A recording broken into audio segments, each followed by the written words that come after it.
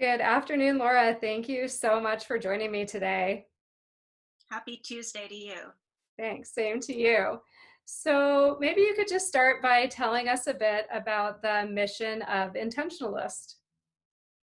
Sure, the mission of Intentionalist was actually born at the intersection of the money that we spend and the kinds of communities that we all want to be a part of.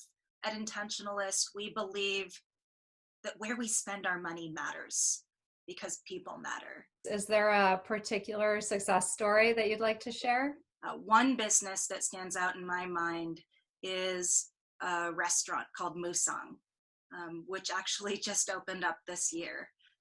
It is the incredible hard work of a woman named Melissa Miranda, who has been a part of the Seattle restaurant community for years, but spent the past year with her community raising the money and building toward the opening of her restaurant, of her first restaurant.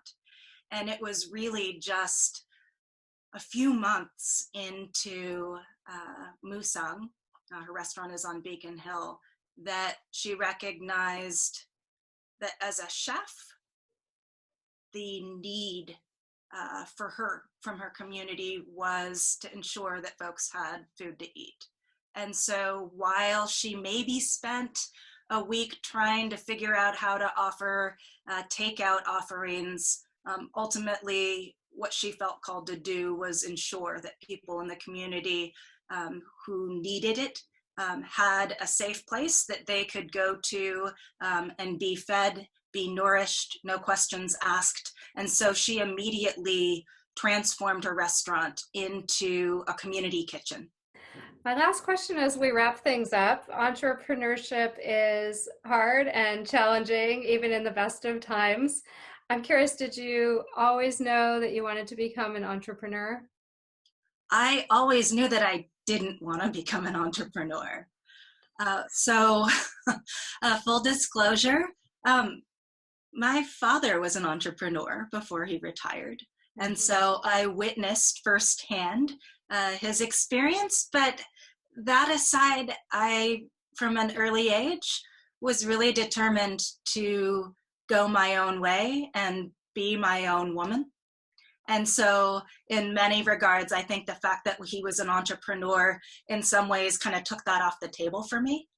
I will say that I've always been curious. I've always enjoyed problem solving. And as I grew through my career and realized that I could apply my skills and expertise and experience toward impact and making a difference, I would say that that is really the driving force behind everything I've done for the past 15 years or so. And that's ultimately what led me to entrepreneurship, not the desire to be an entrepreneur or to start a company per se, but the recognition that the impact opportunity gap was so compelling that the scale that comes with entrepreneurial possibility was enough to kind of nudge me off the cliff, so to speak, and I haven't looked back. Nice. Well, we are grateful that you noticed the gap and have decided to have such a huge impact. I think that's all we've got. Thank you so much. It was really good talking to you, and it was great hearing a little bit more about your story. Thank you so much for having me, and please continue to spend like it matters because it does. Will do. Thanks, Laura.